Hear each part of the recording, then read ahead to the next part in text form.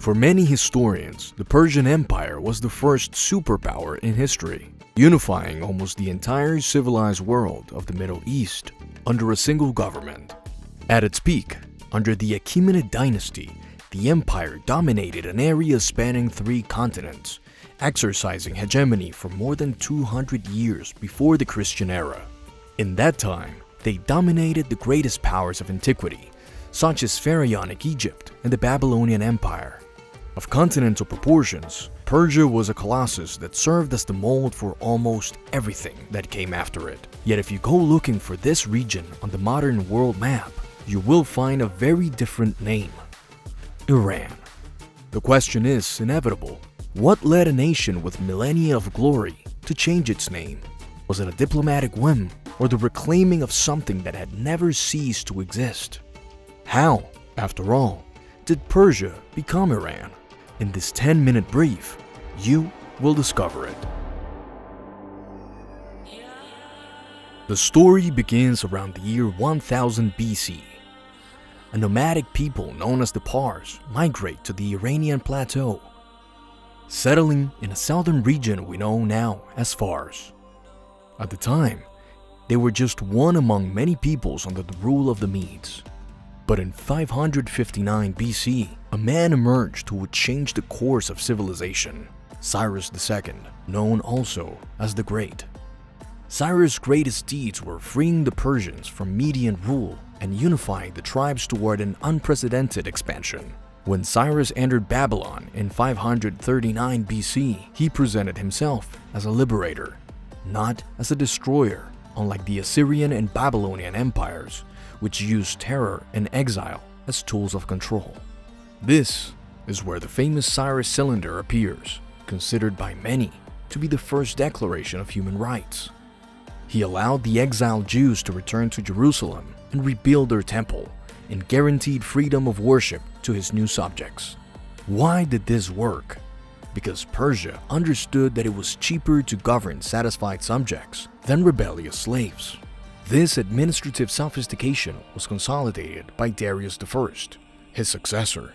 He divided the empire into provinces called satrapies, created the Royal Road, which allowed messages to cross the empire in days rather than months, and established the first and only official gold coin to unify the economy, the daric.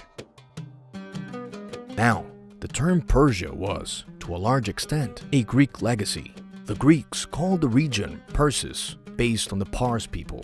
For the West, shaped by classical literature of Herodotus and Aeschylus, the name Persia was engraved as a synonym of luxury, oriental tyrants, and vast armies. But for those who lived there, the name had always sounded different.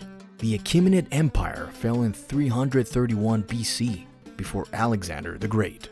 But Alexander was so captivated by the culture he conquered that he began wearing Persian clothing and demanded that his generals marry local noblewomen. Persia was absorbed and would later be reborn. But before the rebirth of Persia, take a second to subscribe to our channel if you're liking this video so far. Also, like this video and drop a comment below letting us know your thoughts on what's happening in the country, and share it with your friends. After the fall of the great kings, Persia underwent centuries of profound transformation. The Arab conquest in the 7th century brought Islam, but it did not erase the local identity of the people. There is even a historical aphorism that says, "The Arabs conquered Persia, but Persia conquered Islam." Persian bureaucracy, architecture, and philosophy became the backbone of the Islamic Golden Age, preserving the Farsi language and ancestral customs while the territory adapted to the new faith. However, for Europeans shaped by the classical tradition, that land was still the Persia of Herodotus. But this external perception began to collide with the ambitions of sovereignty in the 20th century. The country was the stage of the Great Game, a geopolitical dispute between the British and Russian empires for control and influence over Central Asia. It was in this climate of foreign interference that Reza Shah Pahlavi emerged. In 1925, he came to power with a mission: to modernize the nation and expel the ghost of colonialism.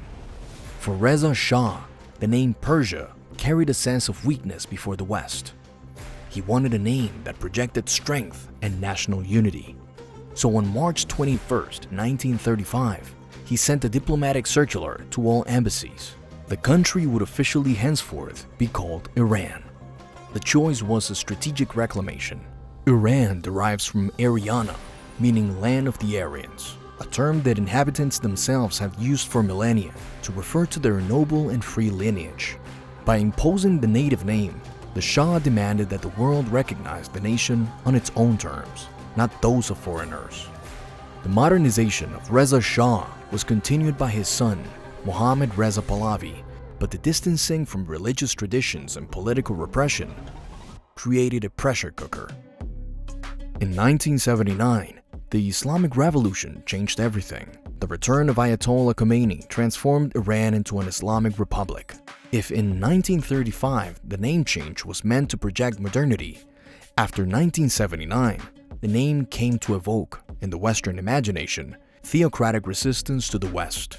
Over the years, the country experienced moments of tension and social rupture. On the street, younger generations confront the regime in pursuit of freedom, facing inflation and the suppression of individual liberties. The transition from Persia to Iran is the history of a nation trying to find its place between a superpower past and an uncertain present.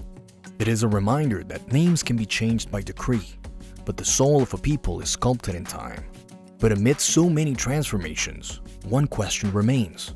Can the Iran of tomorrow reconcile itself with the freedom of ancient Persia under Cyrus? Leave your answer in the comments below, and subscribe to our channel for more analyses like this one. Hit the like and turn on the notification bell so you know as soon as we drop a new 10-minute brief. And while you're at it, click the link in the description or scan the QR code to unlock contents that you won't want to miss.